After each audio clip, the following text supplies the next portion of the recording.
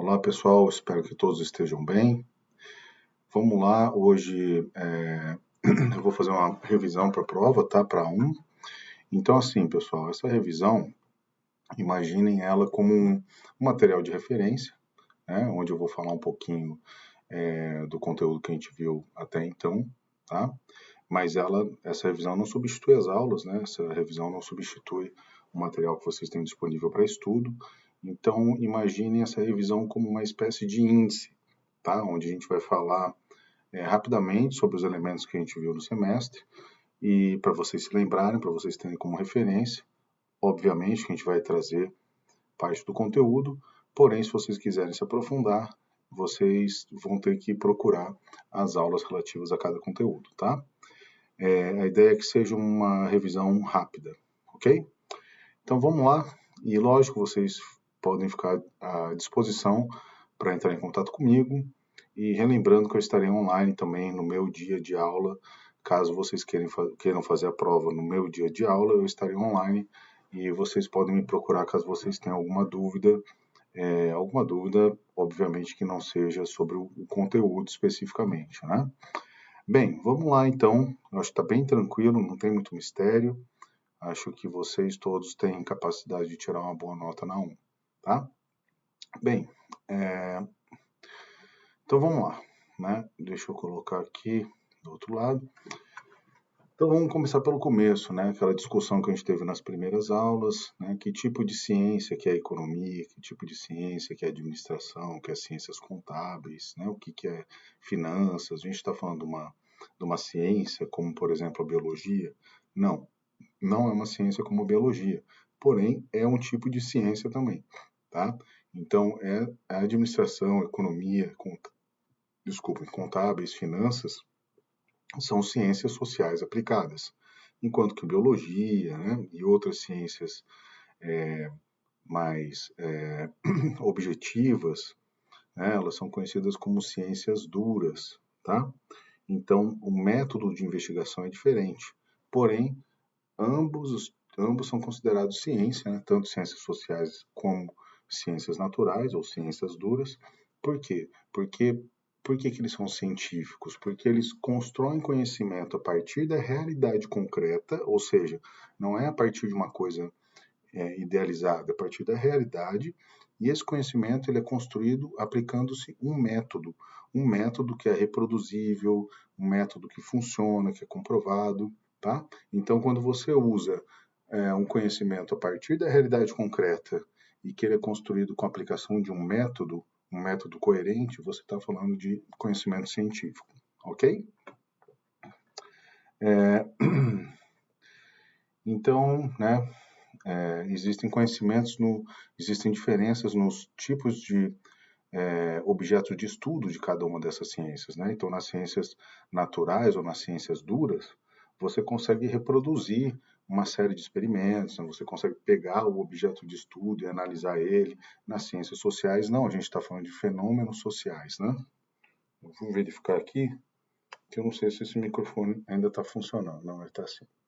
Pronto, ok. Tá? Então, existe uma diferença, né, no tipo de objeto de estudo, tá bem? E é por conta dessa diferença no objeto de estudo que a metodologia e que o tipo de ciência também é diferente, tá bem? Vamos lá, então. Então, o conhecimento científico ele deve ser sempre rigoroso, né, e coerente epistemologicamente, ou seja, a metodologia utilizada tem que ser adequada para você conseguir estudar aquele objeto ou fenômeno, tá? E aí a gente vai para a parte histórica, né? Como que começou o pensamento econômico, né? Que deu origem à administração, finanças e tudo mais, né? Isso surge na antiguidade, a gente tem diversos escritos sobre economia, né? No Ocidente a gente tem conhecimento dos livros, o primeiro livro, considerado o primeiro livro sobre economia é o Economos, né? Do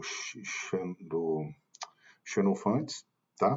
É um filósofo grego, e depois disso a gente teve também vários filósofos gregos tratando sobre economia, mas nada ainda estruturado de uma maneira rigorosa, né? O conhecimento rigoroso ele passou a existir com Adam Smith, né? Depois de atravessar uma série uma série de processos históricos, né? Então veio lá da Grécia Antiga, passou pelo Império Romano, se desenvolveu durante o feudalismo, né? Teve uma mudança brusca na época do renascentismo, né? Quando surge o mercantilismo. Em seguida, a gente teve o desenvolvimento de uma nova classe social, que era desligada do clero, ou seja, dos religiosos, e desligada também da nobreza. Esses eram os burgos, os burgueses, que saíram do sistema feudal e fundaram suas próprias cidades, né, seus próprios burgos, onde eles comercializavam o que eles produziam, o excedente de produção, com outros burgos e até mesmo com feudos e etc. Tá? Então foi nesse momento que começou a surgir realmente o conhecimento sistematizado sobre economia. Tá? Antes disso, não existe um conhecimento sistematizado, e quem sistematiza isso pela primeira vez é o Adam Smith, quando ele escreve sobre a riqueza das nações. Tá? É importante lembrar que o objeto principal que origina toda a discussão em torno de economia é o chamado problema econômico fundamental, que é o quê? É que as demandas da população, né, ela cresce de uma maneira, né, numa escala geométrica, ou seja, rapidamente, muito mais rápido do que é possível aumentar a produção de alimentos e a produção de produtos demandados. Tá? Então, essa diferença no ritmo de aumento, né, tanto da demanda quanto da produção, faz parte do problema econômico fundamental. E no cerne dessa questão tem o problema de que a demanda por produtos e serviços, essa demanda é potencialmente limitada, é potencialmente infinita. Né? O ser humano ele pode ir se reproduzindo, né, sem a necessidade de muitos recursos para isso. Todavia, a quantidade de matéria-prima e de recursos na natureza é limitada. Então a gente tem uma demanda que ela é potencialmente ilimitada, porém os recursos são limitados. Então como fechar essa conta? Esse é o problema fundamental das ciências econômicas e das ciências sociais aplicadas. Depois disso a gente já, né, depois a gente discorreu bastante sobre Adam Smith, fomos falando dos clássicos até chegar no Karl Marx, que é quem vai fazer a crítica de todos aqueles clássicos até o momento. Depois do Karl Marx, a gente tem vários outros economistas, obviamente, né, muitas perspectivas diferentes. A gente tem talvez o mais relevante que aconteceu desde então foi o keynesianismo, que é onde se fundamenta uma série de conhecimentos econômicos que a gente usa até hoje, como, por exemplo, o cálculo do PIB, né, e a noção de políticas econômicas. Tá? Existem várias outras perspectivas, né, os monetaristas, os neoclássicos, né? Existe uma série de outras perspectivas econômicas, mas não vem ao caso que a gente explorar todas, principalmente aqui na nossa revisão. Tá? Então é importante que a gente saiba que no contexto moderno econômico, que é muito ainda baseado no keynesianismo, a gente tem a ideia de políticas econômicas, né? A gente tem a ideia de variáveis macroeconômicas, que são PIB, inflação, desemprego, balança comercial e câmbio. Então, a macroeconomia ela vai estudar essas variáveis e as políticas econômicas elas vão atuar, a maioria delas atua sobre essas variáveis macroeconômicas. Então, o que é o PIB? O PIB é uma maneira de contabilizar tudo que foi produzido dentro de uma economia, né? O Produto Interno Bruto. Então, não é uma coisa natural, né? Existem várias formas de se calcular o PIB. É um conhecimento consensual, é um consenso, né? Então, o que a gente usa normalmente? Qual que é o consenso mais utilizado? É a gente utilizar o PIB por demanda agregada, porque daí a gente soma tudo aquilo que foi comercializado dentro de um país, né, com o produto final comercializado. Então, por exemplo, você não vai contabilizar todos os parafusos ou todos os fiozinhos e peças de plástico que compõem um automóvel. O que entra no PIB é o automóvel pronto, tá? Porque todos os custos de produção do automóvel já estão ali no processo fabril do automóvel. Então, a gente, para não somar em duplicidade, né, tudo que é produzido, no PIB, a gente, por demanda agregada, a gente vai sempre somar a venda de produtos finais dentro de uma economia, tanto para exportação quanto internamente, tá? Existe também a expressão, né, matemática do PIB. Então, o que seria o PIB? PIB é Y, que é igual ao consumo, mais investimento, mais gastos dos governos e mais exportação líquida. Então, essa proposta do PIB onde se deriva aí várias práticas keynesianistas baseadas em John Keynes, né? Então, o que acontece? Né? No PIB de demanda agregada, que é o que funciona por esse cálculo, a gente consegue enxergar bem qual que é o impacto do aumento do consumo, qual que é o impacto do aumento do investimento, nos gastos do governo, nas exportações. Então, essa álgebra aqui do PIB, ela nos possibilita fazer esses experimentos. Tá, e se aumentar o consumo, o que acontece? Se eu diminuir o investimento, você consegue experimentar, você consegue entender como que essas variáveis elas se relacionam para computar o produto interno bruto, tá? Então, as políticas econômicas, elas têm como fundo principal lidar com a inflação e com o desemprego, tá? É óbvio que qualquer governante, qualquer economista vai buscar também o crescimento econômico, mas o principal não é o crescimento econômico, porque é muito fácil você crescer a economia, tá? Se você simplesmente não ligar para a sociedade, se você não ligar para a inflação e para o desemprego, né, e só ligar para o aumento do PIB, é muito fácil você fazer esse PIB aumentar, mesmo que no curto prazo e mesmo que de uma maneira que não seja sustentável, mas é possível. Tá? Então, não adianta só olhar para o crescimento do PIB, a gente tem que olhar, né, o que os economistas estão olhando na realidade é a inflação e o desemprego, nesse contexto de crescimento econômico ou não. Tá? Então, a inflação, tem várias maneiras de explicar a inflação. A maneira que a gente vai abordar aqui é a inflação que é mais abordada na perspectiva keynesiana, né, que é de que o processo inflacionário ele acontece quando existe um desbalanceamento no quadro de oferta e demanda de produtos ou serviços dentro de uma economia. Então, se você tem a demanda, se você tem pessoas comprando produtos e a oferta desses produtos, ou seja, os produtos prontos para vender, é muito baixa, né, e a demanda aumenta, o preço vai aumentar, vai ocorrer um processo inflacionário, que é quando os preços em toda a economia tendem a subir. Tá? Então, isso acontece por quê? Porque você tem a oferta maior, a demanda maior do que a oferta. Isso pode acontecer de várias maneiras e é isso que diferencia os tipos de inflação. Tá? Então, a inflação de custos é quando a oferta cai, porque o custo está muito alto, então a oferta cai em relação à demanda e por isso os preços sobem. Existe também a inflação por demanda, que é a inflação boazinha, que ela acontece quando a economia está crescendo e a demanda aumenta. Como o pagamento de salários e a renda aumenta muito mais rápido do que a capacidade de produção, o que vai acontecer? A demanda vai aumentar mais rápido do que a oferta e vai surgir um processo inflacionário também. Tá? Como que a gente identifica esses dois tipos principais de inflação? Bom, quando você tem um quadro inflacionário e a economia está crescendo, provavelmente você está enfrentando uma inflação de demanda. Quando você tem um quadro inflacionário e a economia não está crescendo, provavelmente você está atravessando uma inflação de custos. Ok? Então, a inflação a gente não combate congelando o preço, a inflação não é o problema em si, a inflação é um sintoma. Tá? Um sintoma do quê? Um sintoma de que existe um desbalanceamento entre oferta e demanda. Então, como que a gente consegue balancear esse quadro? Muito simples, aumentando a produção.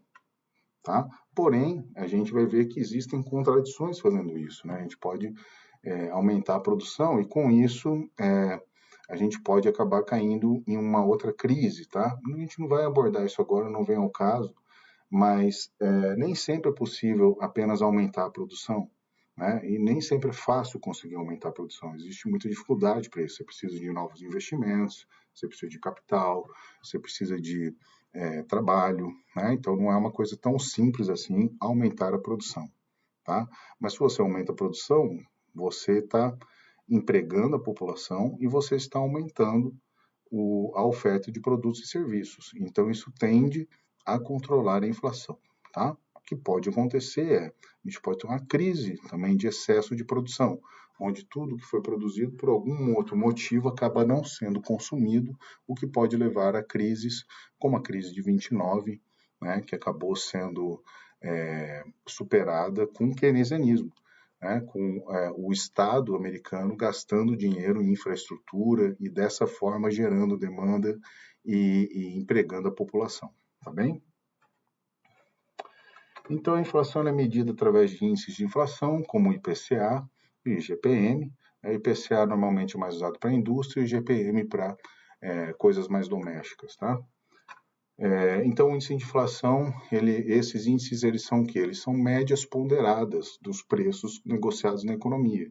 Então, você pega uma cesta de produtos e, dependendo de quanto que aquele produto é consumido, ele tem um peso maior na média, tá? Então, o que acontece? A inflação, ela não vai ser igual para todo mundo.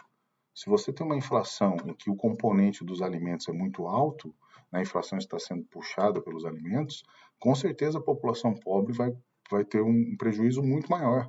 Por quê? Porque a população pobre vai utilizar de 30% a 50% da sua renda com alimentação.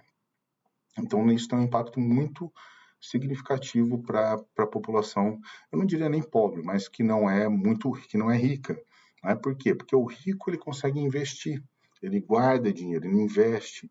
Então, o preço de material de construção para ele tem um impacto muito maior que, por exemplo, para a família pobre ou classe média, que vai gastar o seu salário praticamente todo com moradia e alimentação. Bom,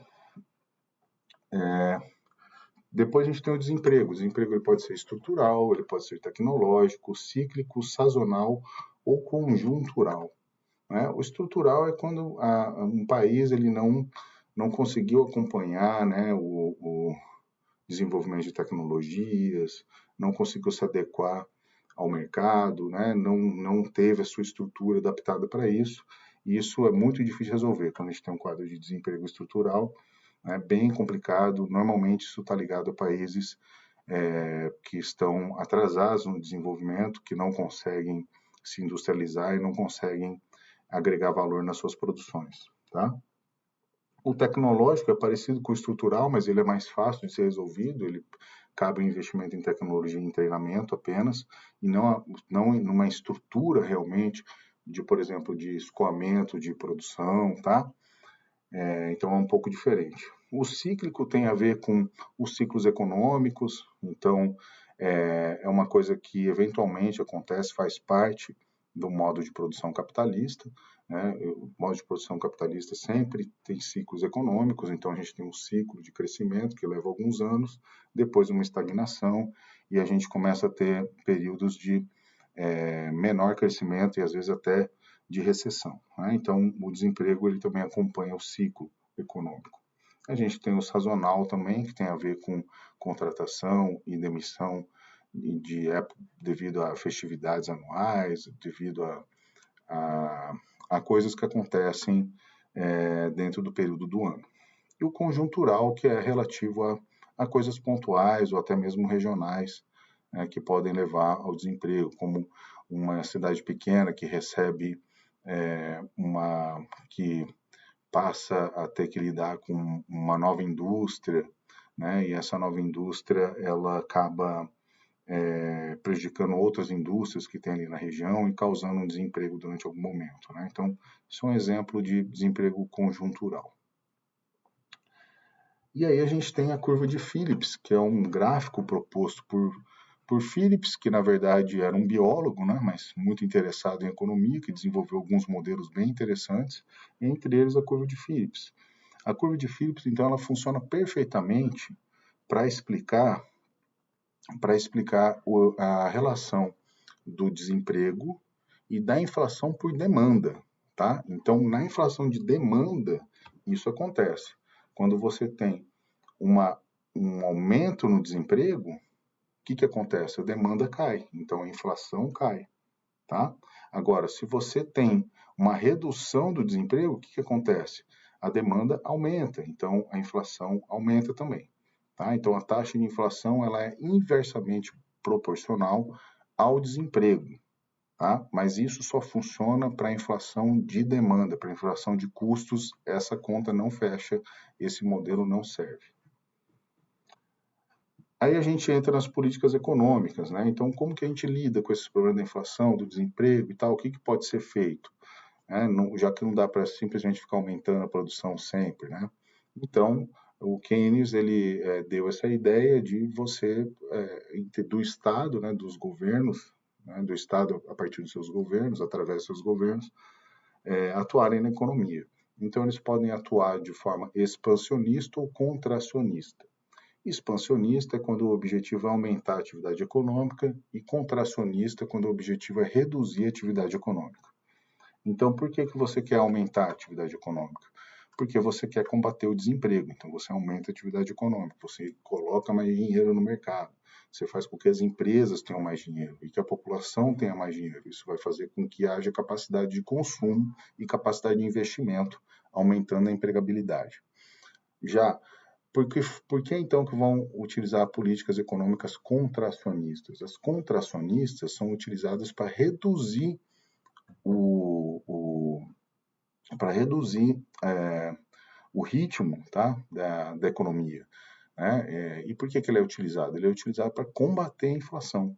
Então, quando a inflação está muito alta, né, uma das coisas que é feita meio que automaticamente, principalmente no Brasil, é aumentar a taxa de juros. Né? Você aumenta a taxa de juros, que é uma política contracionista, uma política monetária contracionista. Aumentando a taxa de juros, o que acontece? As pessoas vão consumir menos e isso tende a frear a inflação. Só que isso gera efeitos colaterais que a gente já vai abordar. Então, as políticas econômicas elas podem ser expansionistas ou contracionistas, e elas também podem ser do tipo monetário, fiscal, de renda e cambial. Tá? Então, a monetária é aquela política econômica, né, que tem a ver com você aumentar ou diminuir a quantidade de dinheiro em circulação na economia. Então, toda vez que mexe em taxa de juros, toda vez que mexe em taxa de redesconto, tá? Toda vez que mexe com depósitos compulsórios, que é o dinheiro que é obrigado a ficar em banco ou não, toda vez que mexe com dinheiro, com o preço do dinheiro, a gente está falando de política monetária. Então, quando que é expansionista? Quando o custo do dinheiro reduz para a população e para os bancos. E quando que é contracionista? Quando o custo do dinheiro aumenta. Tá? Fiscal. Fiscal tem a ver com caixa do governo, quanto que o governo tem de dinheiro, quanto que está sobrando de dinheiro no caixa do governo. Né?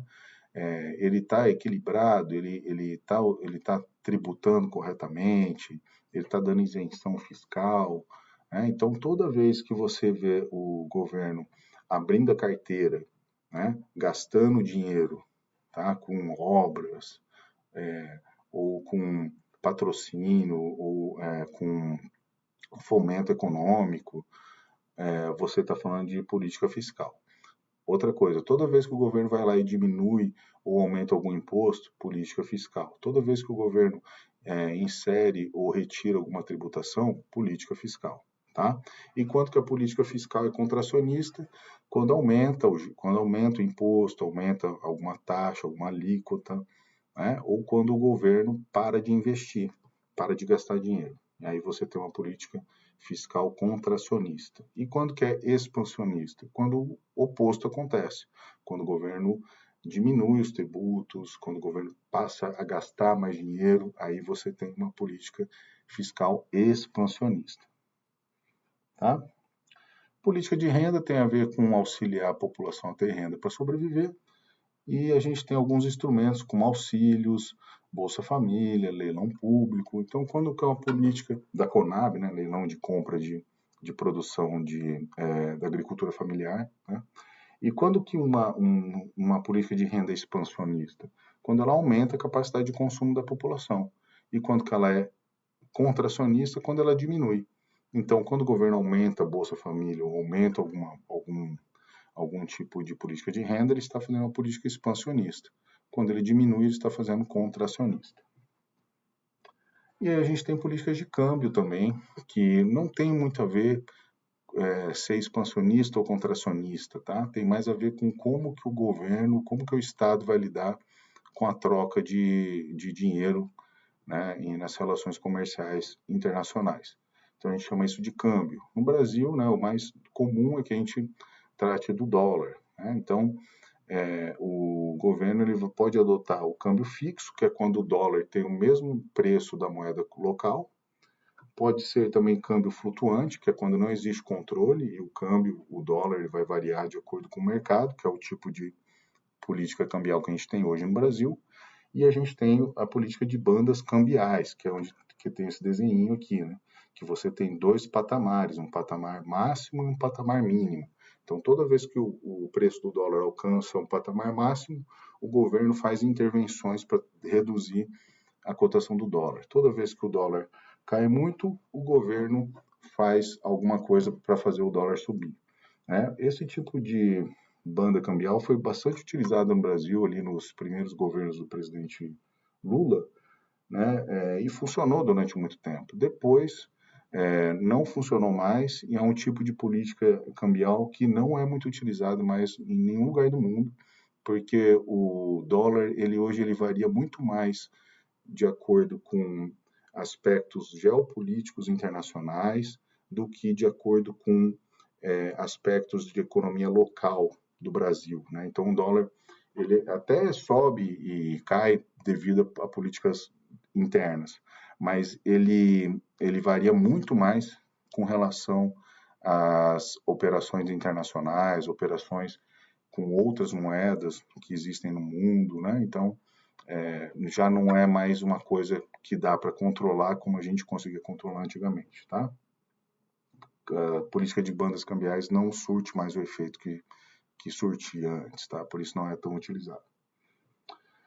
E aí é importante lembrar aqui, né, que aqui é falando do efeito colateral, né, das políticas econômicas. Então, como que a gente resolve o problema da inflação e do desemprego? Aumentando a produção, né? Mas aumentando a produção, a gente pode criar também um excesso de produção, ok? Isso não vem ao caso, né, mas nesse momento, o que vem ao caso é as próprias políticas econômicas, elas geram efeitos colaterais.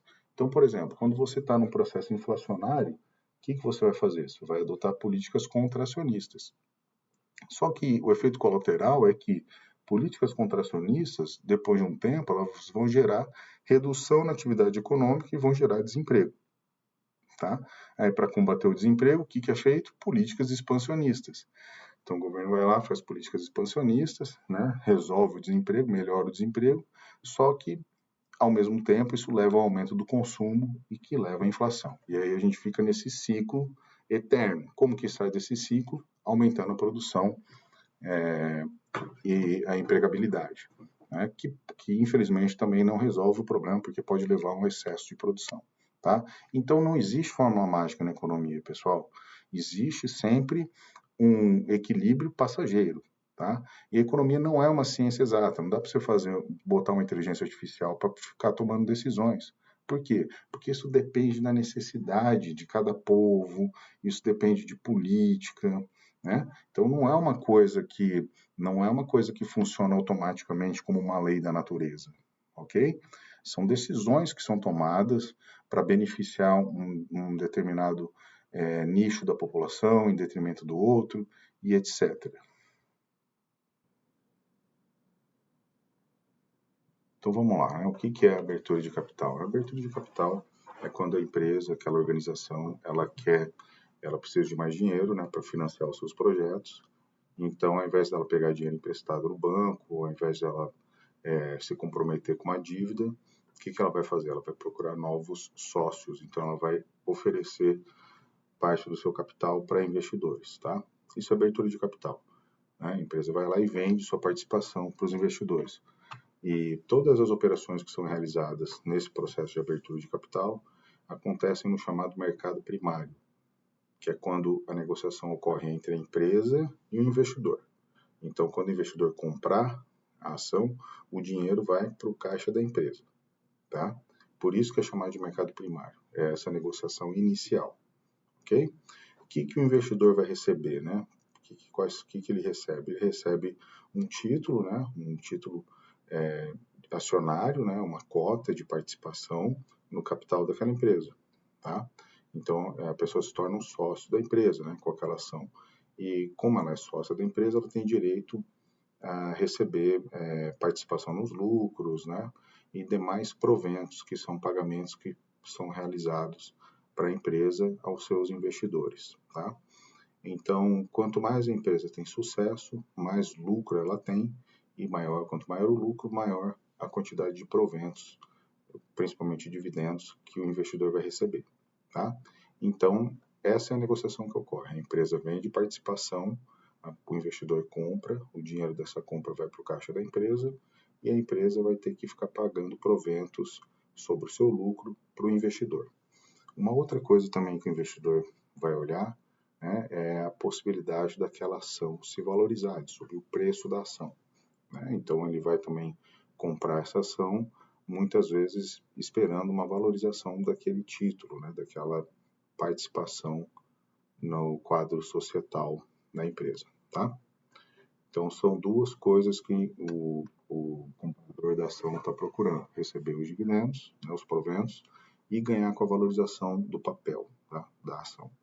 Depois que abre o capital, então, aquela ação está na mão do investidor, o investidor ele pode vender para outro investidor, para um especulador, para qualquer pessoa, né? Quando ele realizar essa operação, o fluxo financeiro disso não tem qualquer ligação com a empresa não paga nada, não recebe nada, tá? A única coisa que a empresa vai continuar fazendo, ela vai continuar pagando os proventos para aquela pessoa que tiver aquelas ações. Então, o detentor do título vai receber os proventos, tá? Mas o dinheiro oriundo da venda ou da compra dessas ações não tem nenhuma ligação mais com a empresa. E esse é o mercado secundário, quando é de investidor para investidor. A empresa não tem mais nada a ver.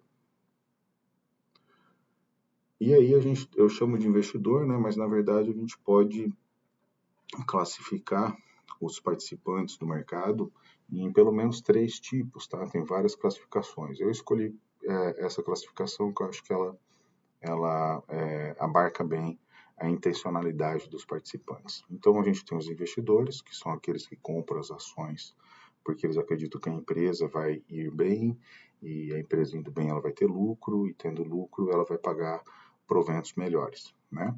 Uma outra coisa é que a empresa indo bem e tendo lucro, os investidores vão comprar aquela ação, e a ação, o preço dela tende a se valorizar. Então, aquela pessoa que compra olhando para isso, né, esperando o crescimento da empresa, acreditando no crescimento da empresa, normalmente ele vai deixar o dinheiro aplicado durante mais tempo, e a gente chama eles de investidores, tá? Existe também aqueles investidores que eles não estão muito preocupados com o crescimento da empresa. Eles não querem entender muito a estratégia da empresa. Muitas vezes eles nem sabem muito bem o que a empresa faz. Eles querem ganhar no curto prazo, né? Então eles querem comprar barato e vender caro o mais rápido possível, tá? A esses a gente dá o nome de especuladores, ok? Pessoal, é lógico que se a gente for assim falar de especulador, né? Todo mundo quando está pensando em comprar ou vender alguma coisa, ele está especulando, né? Sempre que a pessoa vai e compra um título, ele pode ser considerado, chamado de investidor, tá? Então a gente não pode se ater, né, a essas definições tão rígidas. Eu estou falando aqui de jargões de mercado, tá? Então, no mercado não existe, não é qualquer pessoa que é investidor. Tem investidor, tem especulador, como eu estou explicando, tá bem? E o especulador não é só aquele que especulou inicialmente para investir. O especulador é aquele que procura ganhos de curto prazo, tá? Então, o que acontece? Né? O que acontece é, normalmente o investidor ele vai querer fazer uma operação na bolsa com menos risco, visando um prazo maior. Já o especulador não, ele está disposto a assumir um risco maior, porque ele quer ganhar dinheiro no curto prazo, tá? Então o especulador ele dá liquidez ao mercado, ele está sempre ali tentando tirar proveito de algum movimento dos preços, tá bem? E a gente tem também os arbitradores, que são aqueles que vão procurar oportunidades no mercado, mas não olhando para uma ação só, e sim olhando para pares de ativos. Então ele vai estudar pares de ativos e vai entender como que eles se relacionam. Se aquela relação for real, eles vão procurar tirar vantagem de distorções na relação de preços. Tá? Então, por exemplo, índice Bovespa à vista e índice Bovespa futuro. Tá? São dois contratos diferentes. Dá para fazer arbitragem. Né? Então, teoricamente, eles têm que ser a mesma coisa. Eles não podem diferenciar muito. Né? Eles até podem diferenciar um pouquinho, mas é uma diferença mínima. Eles têm que ter mais ou menos o mesmo preço. Quando ocorre uma distorção, quando um sobe e o outro cai, os arbitradores vão vender aquele que subiu e vão comprar aquele que caiu. Por quê? Porque eles sabem que estatisticamente isso vai voltar para um valor mais baixo. Tá? Então os arbitradores eles vão ficar procurando esse tipo de oportunidade no mercado. Ok? As arbitragens são operações um pouco mais seguras, né? Porque você não está investindo em um ativo só e você sempre está fazendo uma operação contrária, na direção contrária de uma que você já fez. Né? Então, normalmente são duas operações ao mesmo tempo, uma de compra e uma de venda. Então, você consegue reduzir um pouco a sua exposição ao risco. Tá? Outros participantes são os bancos de investimento, as corretoras, os fundos de investimento. Aí a gente vai falar dos perfis, né, dos tipos de operação. Então, a gente tem aqueles que fazem um long only, que são aqueles investidores, normalmente são investidores, né, que só compram. Então, eles casam com a ação, né, eles não pretendem não vender, eles vão deixando lá o máximo possível. Então, se a ação cair, eles vão comprar mais. Tá? E esses investidores, normalmente eles tomam essas decisões baseadas em análise fundamentalista, né, que é analisando os balanços, analisando a economia, o setor, as perspectivas, tá? Também a gente tem um outro tipo de perfil de investidor ou de operações que são realizadas com análise técnica, né? Que a análise técnica, então, eu não olha o balanço, não olha a economia, não está muito preocupado com isso. A análise técnica está preocupada com a variação de preços, tá? Então ela vai olhar gráficos, estatísticas, esse tipo de coisa. E a gente tem os chamados hedge funds e várias outras coisas semelhantes, que são operadores do mercado, são participantes que vão fazer vários tipos de operação ao mesmo tempo, como se fossem várias arbitragens em diferentes mercados e também vão misturar tipos de ativos, né? Então eles fazem um monte de operação ao mesmo tempo, todas tentando fazer um hedge, tentando fazer uma operação compensatória, como se fossem arbitragens, tá? Mas eles vão criando então uma estrutura bem grande, bem diversificada de investimentos, utilizando derivativos, contratos à vista e etc. Tá? Esses são os hedge funds. Vamos lá, então. Aí a gente chega nos padrões contábeis, né? Então, as empresas que são negociadas na bolsa, elas precisam seguir normativas de como elas vão declarar e publicar os seus resultados, né? Os seus demonstrativos, etc. e tal. Então, como que isso é feito? Isso é feito seguindo uma regra internacional, né, que é determinada pela IFRS, tá? Então, existem, pessoal, normas contábeis que são estritas do Brasil, né, que só se aplicam no Brasil, assim como tem em outros lugares do mundo. E existem as regras internacionais, tá? Que são adotadas pelas principais empresas de capital aberto no mundo, né? Então, todas as bolsas do mundo, para ter um padrão, elas utilizam o IFRS, tá? O que acontece? No Brasil, a gente não segue diretamente o IFRS, a gente segue o CPC, que vai traduzir as normativas do IFRS para a realidade brasileira, tá? E aí o que acontece, né? Isso aqui é uma normativa de publicação, mas no dia a dia, e muitas vezes quando você não está divulgando os resultados estritamente para o público que só pode receber no modelo IFR, sei lá, você está mostrando para um banco, está mostrando, está apresentando para investidores os resultados de uma outra forma, né? você não precisa necessariamente seguir o IFRS. Então, o que acontece? De vez em quando vocês vão ter balanços em que os índices, os indicadores vão estar diferentes. Por quê? Porque não são indicadores realmente seguindo o CPC e o IFRS, são indicadores gerenciais, são modificados para que a gestão possa tomar decisões, né? Então, por isso que é importante a gente entender que os indicadores, eles vão além de fazer análise fundamentalista para investir em ações, né? Os indicadores, eles servem para você tomar decisões, tá? Decisões estratégicas, financeiras. Então, é através dos indicadores que você vai ver se a empresa está muito alavancada, você vai ver como é que está a margem em relação ao setor onde aquela empresa atua, né? Então, é importante vocês saberem calcular os indicadores, né? Os índices ou os múltiplos, tá? Que são sinônimos, indicadores, índices e múltiplos, tá? São sinônimos no contexto da análise fundamentalista, tá? Mas são coisas diferentes, assim. Indicadores, na verdade, significa outro tipo de coisa diferente de índices, tá? Mas muitas vezes no jargão do mercado as pessoas tratam, por exemplo, índice de liquidez, né? Tem lugares que chamam de indicadores de liquidez ou múltiplos de liquidez, tá? Então, todos esses cálculos, todos esses números que envolvem a divisão de dois valores do balanço, tá? Sempre que você estiver considerando a relação entre duas variáveis do balanço,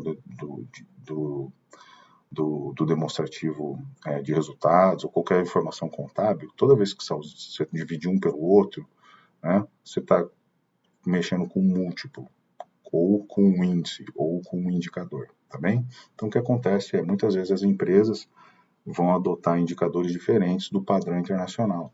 A gente viu isso, por exemplo, na Grendene. Na Grendene, a liquidez imediata deles é diferente da liquidez imediata se você calcular pela norma, tá? Isso de 2017. Né? Então, mas isso serve para os outros anos também, tá? Mas os valores aqui são de 2017. Então, né, a liquidez imediata normal é caixa mais aplicações no circulante, né, ativo circulante, dividido pelo passivo circulante, tá? Mas a Grendene, ela considera também, além das aplicações circulantes, as aplicações não circulantes, tá? Para compor o índice de liquidez imediato. Por quê? Porque talvez eles tenham como utilizar o dinheiro que está nas aplicações não circulantes. Eles podem ter algum tipo de contrato ou alguma forma de sacar esse dinheiro, utilizar esse dinheiro usando a aplicação de longo prazo como garantia. Eu não sei por quê exatamente, né? Mas eles consideram a aplicação não circulante como sendo de curto prazo. E tudo bem, eles escolheram fazer isso, tá? É a empresa deles, eles analisam dessa forma. Tá? Mas é importante entender que isso pode acontecer. É importante entender que quando vocês verem um número diferente, vocês tentarem entender por que é diferente. Por que o meu cálculo não está batendo? Né? O que tem de diferente? Provavelmente é uma decisão gerencial. Tá? E aí é necessário entender o que está sendo levado em consideração de diferente no cálculo. Então aqui, poxa, cortou essa imagem aqui? Que coisa. Não acredito nisso. Bom, aqui, né, as fórmulas dos cálculos de liquidez, né, pessoal, não tem mistério, tá? Tá aqui direitinho, vai estar no material para vocês olharem depois, né? Liquidez geral, liquidez corrente, liquidez imediata, liquidez seca, tá aqui como fazer, não tem mistério, né? Liquidez geral, ativo circulante, mais o realizável a longo prazo, dividido pelo passivo circulante, mais o passivo não circulante. Pronto. Tá? Para que serve a liquidez geral? Para ver se a empresa tem uma capacidade de liquidação, né, de cobertura dos seus compromissos no longo prazo. Né? Se ela é uma empresa que ela tem solvência. Né? Tá? Aí a liquidez corrente, que vai medir essa capacidade num prazo mais curto, o imediato, que é num prazo mais curto ainda, e o seco, que é liquidez seca, que é igual à imediata, só que sem considerar os estoques. Tá? Então, dependendo do setor, você vai usar alguma dessas de curto prazo de maneira diferente. Então, professor, qual é o índice de liquidez que eu tenho que calcular? Vocês podem calcular todos, ou então vocês podem calcular dois, né? O índice de liquidez geral, acho que é importante, e algum outro que vocês acham que faça sentido para a análise de vocês, tá? Mas estão aqui as fórmulas, tem lá no material de vocês também das aulas, não tem mistério, tá, pessoal? Depois, índice de rentabilidade, que vai medir qual que é a rentabilidade que está ocorrendo, né? Então, margem bruta, você tem o lucro bruto, né? A margem de lucro bruto, que é você pegar o lucro bruto e dividir pela receita líquida. A margem operacional, que vai pegar o lucro antes de tributação, né? E juros, né? E vai dividir pela receita líquida, tá? Depois o retorno sobre os ativos, que é você ver o quanto de lucro que está tendo em relação aos ativos, né? Então você pega o lucro líquido e divide pelo total de ativos. E depois o retorno sobre o patrimônio líquido, que é o ROI, tá? Que você vai pegar o lucro líquido e dividir pelo patrimônio líquido consolidado, tá? Então o ROA é sobre o ativo e o ROI é sobre o patrimônio líquido consolidado. Depois o índice de endividamento, né? Então a taxa de débito, né? O debt ratio, que é você pegar o passivo circulante mais o não circulante e dividir pelo total de ativos. Depois a dívida sobre o patrimônio líquido, que é passivo circulante mais não circulante, dividido pelo patrimônio líquido consolidado. Depois a composição da dívida, né? Então, aqui é bem fácil de entender, né? O índice de endividamento é o quanto de dívida que tem em relação aos ativos, né? Dívida sobre o patrimônio é o quanto de dívida que tem em relação ao patrimônio, né? Aqui a composição, a proporção de dívida de curto prazo, né? Então você vai pegar a dívida de curto prazo e vai dividir pelo total, né? Que é curto prazo mais longo prazo. E o de cobertura de juros, que é você pegar o lucro antes do pagamento de imposto e de juros e dividir pela despesa financeira, tá bem? Então, quanto maior a cobertura de juros, quer dizer que a empresa tem capacidade de gerar caixa suficiente para pagar suas despesas financeiras, né? E assim vai, né, pessoal? A interpretação também é bem simples, está aqui nos slides para vocês, tá? E aí a gente tem depois a análise setorial, né? Então, na análise setorial, a gente tem que entender que cada setor tem uma sensibilidade diferente aos dados econômicos e a divulgação desses dados e as variáveis macroeconômicas, né, de uma forma direta mesmo, né? Então, a taxa de juros, a mudança na taxa de juros pode impactar diretamente algum nível de operação ou alguma coisa na estrutura de gestão de uma organização, tá? Então, vamos lá, né? Então, a gente vai ver, é importante lembrar que cada empresa faz parte de um setor e que cada setor vai ser diferentemente sensível a diferentes indicadores, né? Pode ser um setor que tenha mais ligação com o crescimento econômico, ou seja, com o PIB, outros vão sentir o impacto da inflação, outros vão sentir o impacto dos juros, né? Então, cada setor vai ter uma sensibilidade diferente, tá? Outras coisas são os fatores setoriais, né? São coisas particulares de cada setor. Então, a regulamentação de aspectos legais pode ser maior ou menor dependendo do setor, tá? O ciclo de vida do setor, se aquele setor já existe há muito tempo ou não, a estrutura de oferta e concorrência, né? Se é uma concorrência local, se ela é globalizada, por exemplo, e a sensibilidade econômica, né? Que é basicamente o que a gente falou antes, tá? Então, os setores, eles têm um ciclo de vida, assim como as empresas, né? Então, no começo você tem um estágio inicial, que é quando aquele setor está crescendo, inicialmente ele sai de zero, né, para alguma coisa, então isso é um crescimento muito grande, então você tem um crescimento bem acelerado no começo, tá? Depois esse crescimento diminui, você começa a ter consolidação, né, que é quando a margem de crescimento reduz, a concorrência começa a ser formada, né, e começam a ocorrer fusões, começam a ocorrer negociações um pouco mais relevantes de compra e venda de empresas, né? Depois a gente tem a maturidade, que é quando aquele setor já está bem estabelecido. Normalmente a concorrência já chegou num nível em que a margem de lucro geral já é bem reduzida, né? A competição é muito intensa, né? O foco é muito em eficiência e as empresas precisam então renovar, né? Trazer alguma novidade, alguma inovação para não entrar na fase de queda relativa, tá? Que é o que acaba acontecendo depois da maturidade, tá? Os setores, então, eles podem ser defensivos, cíclicos, acíclicos e contracíclicos, tá?